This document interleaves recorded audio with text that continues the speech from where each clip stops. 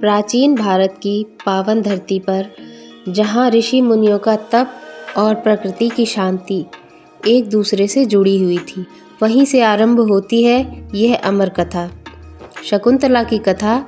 यह कहानी केवल प्रेम की नहीं, बल्कि विश्वास, परीक्षा, त्याग और अंततः सत्य की विजय की कहानी है। ऋषि विश्वामित्र घने वन में तपस्या में लीन थे। उनका तप इतना प्रभावशाली था कि देवताओं को भी भय होने लगा था कि कहीं उनका सिंहासन डगमगा न जाए। देवताओं ने उनकी तपस्या भंग करने के लिए अप्सरा मेनका को पृथ्वी पर भेजा। मेनका के सौंदर्य, कोमल भाव और मधुर वाणी से विश्वामित्र का तप टूट गया। दोनों के मिलन से एक कन्या ने जन्म लिया। तप भंग होने के पश्चाताप ने विश्वामित्र को पुनः कठोर बना दिया और मेनका विवश होकर उस नवजात बालिका को वन में छोड़कर स्वर्ग लौट जाती है। लेकिन उस निर्जन वन में वह कन्या अकेली नहीं थी। पक्षियों ने अपने पंखों से उसकी रक्षा की।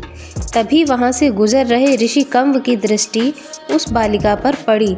उन्होंने उसे अपनी गोद में उठाया और आश्रम ले आए।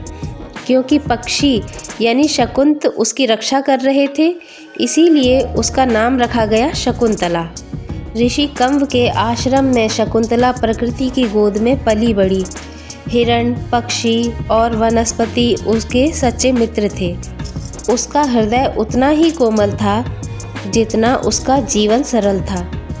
समय बीतता गया और शकुंतला युवावस्था में प्रवेश कर गई। एक दिन राजा दुष्यंत शिकार करते हुए उसी वन में जा पहुँचे।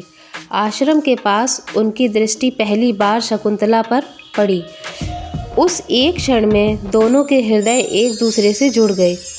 दुष्यंत शकुंतला के सौम्य स्वभाव और सरलता से अत्यंत प्रभावित हुए और शकुंतला के हृदय में भी पहली बार प्रेम की अनुभूति जागृत हुई।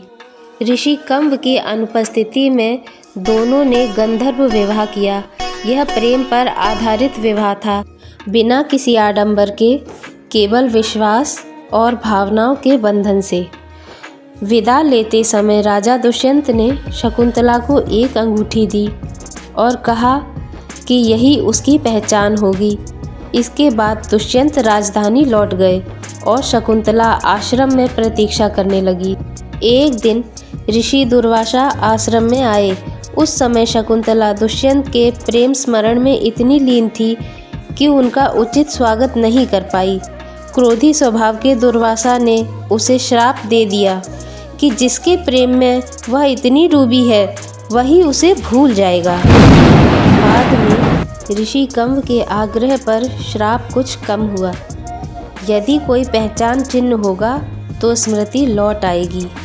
समय आने पर गर्भवती शकुंतला राजा दुष्यंत से मिलने के लिए राजधानी जाती है। मार्ग में एक नदी पार करते समय दुर्भाग्यवश उसकी अंगूठी जल में गिर जाती है और जब वह राजधानी पहुंची, राजसभा में पहुंचने पर राजा दुष्यंत ने उसे पहचानने से इनकार कर दिया और सभा में शकुंतला अपमानित होती है, पर वह सत्य और आत्मसम्मान के साथ खड़ी रहती है। अंततः वो वन में चली जाती है। वन में शकुंतला पुत्र भरत को जन्म देती है। भरत बचपन में ही अद्भुत साहस और तेज का परिचय देता है। एक दिन एक मछुआरे को मछली के पेट से वही अंगूठी मिलती है जो शकुंतला की पहचान थी। अंगूठी देखते ही राजा दुष्यंत को सब कुछ स्मरण हो जाता है और उन्हें अपने किए पर गहरा पछतावा होता है। ईश्वर की कृपा से अंततः दुष्यंत और शकुंतला का पुनर्मिलन होता है। राजा अपने पुत्र भरत को स्वीकार करते हैं। प्रेम, सत्य और धैर्य की विजय होती है।